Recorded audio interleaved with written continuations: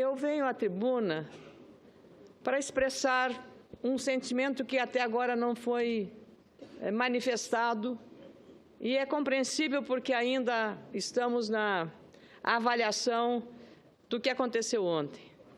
Mas eu queria, até porque na quinta-feira, véspera da grande decisão da Câmara dos Deputados, eu vim aqui um pouco apreensiva e até preocupada, porque o meu celular havia uma enxurrada de mensagens, algumas delas ameaçadoras.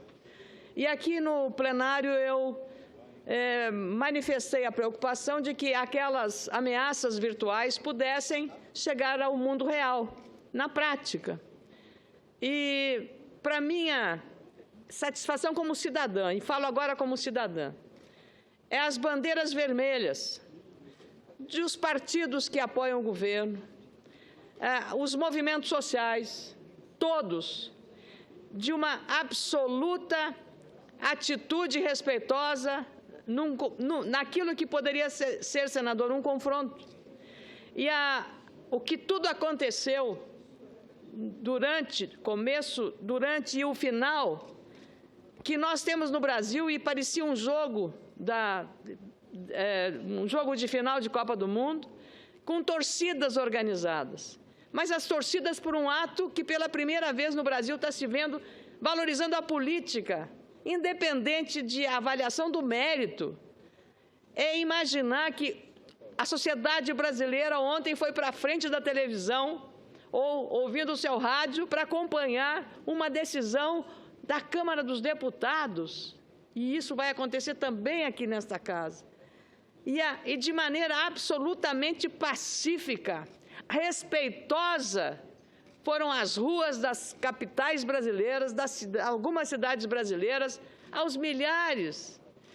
E isto, para mim, é a parte essencial da maturidade política de nosso país, que precisa ser reconhecido. Portanto, eu que havia na quinta-feira, senador, falamos até do caso da senadora Gleice, a senadora Vanessa Graziotin lembrou que também ela estava recebendo ameaças, cada um ao seu lado e de como. E eu fiz uma exortação às lideranças dos movimentos sociais, dos partidos políticos, para que não houvesse nenhuma violência. Brasília, pode-se discutir o muro que foi construído, mas o fato é que prevenir é sempre melhor do que remediar, senador Blairo Maggi. É sempre melhor do que remediar.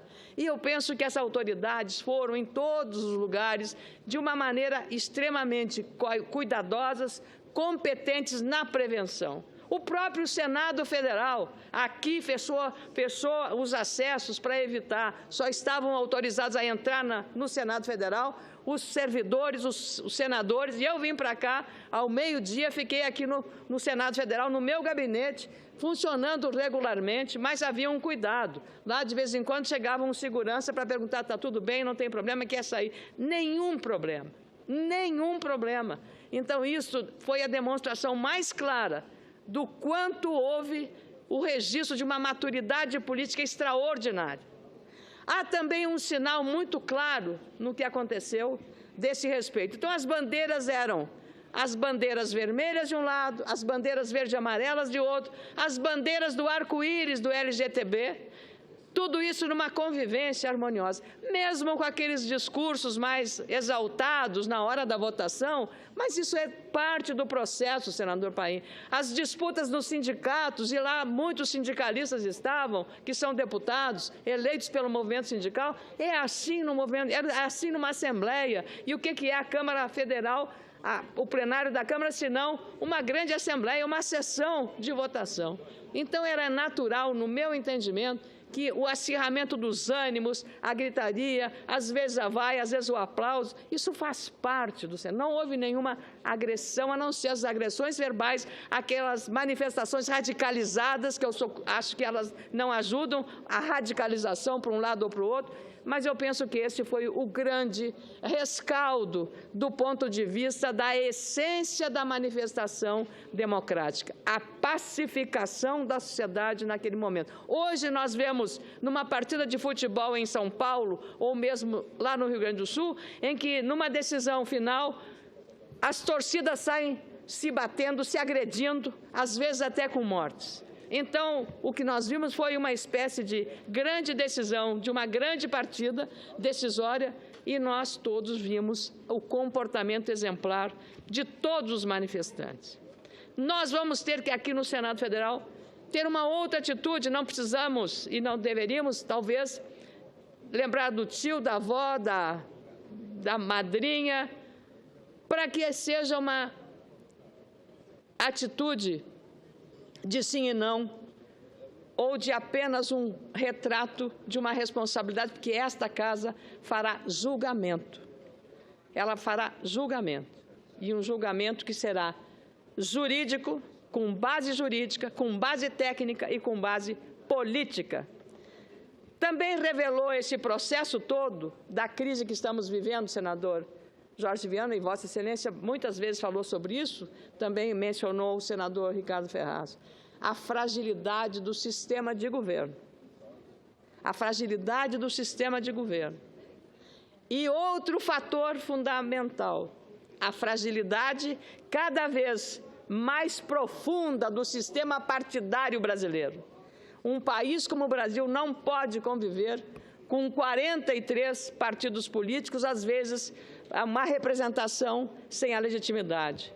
Partidos que, em alguns casos, não posso generalizar, partidos que, em alguns casos, são criados apenas e tão somente para ter não um compromisso programático, um compromisso de governabilidade, um compromisso de interesse nacional, mas outros interesses que o partido nasce num dia com um número muito grande de parlamentares e no outro dia aquele número já não existe mais e o partido se reduz a uma pouca representação, nenhum ou poucos, ou um ou dois deputados. Então, nós temos que aproveitar este momento que nos oferece como lição para reexaminar a questão política, a questão partidária, a tão falada reforma política, como condição essencial para assegurar, não agora, mas assegurar, inclusive, para o futuro de nosso país, uma segurança maior, uma estabilidade maior, para dar também aos setores que produzem e trabalham a segurança jurídica necessária e a estabilidade fundamental para qualquer setor produtivo. Da mesma forma, um governante que está ali no Palácio do Planalto precisa de ter um relacionamento com o Congresso Nacional respeitoso, fluido, um relacionamento capaz de discutir os temas nacionais eu diria, na essência dos temas, nas prioridades nacionais e não no varejo político. E isso é que leva a tirar os próprios parlamentares ligados à base do governo a essa dificuldade hoje dessa governabilidade nesse sistema de coalizão com vários partidos com interesses muito pulverizados. Eu penso que a lição que a crise nos deixa é uma lição primeira que temos que continuar focados no equilíbrio, na responsabilidade e no compromisso com o país. Não podemos olhar e tão somente seguir um interesse particular de cada um, mas no interesse maior de um país que está com inflação alta, com desemprego elevado e que temos as condições maiores de não cair.